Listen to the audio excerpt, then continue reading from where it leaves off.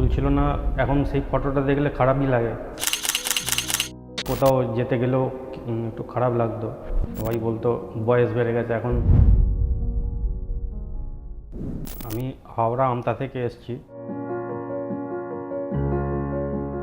ফার্স্টে ইউটিউবে দেখেছিলাম, তারপরে এখানে ফোন নাম্বার নিয়ে যোগাযোগ করেছি। যখন চুল ছিল না, এখন সেই ফটোটা দেখলে খারাপই লাগে।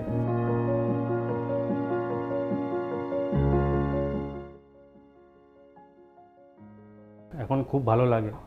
আগে কোথাও যেতে গেলেও একটু খারাপ লাগতো, সবাই বলতো বয়স বেড়ে গেছে। এখন আমার তো খুব ভালো লাগছে। আর সবাই জিজ্ঞাসা করে যে চুল কোথা থেকে কীরমভাবে হলো, আমি বলি।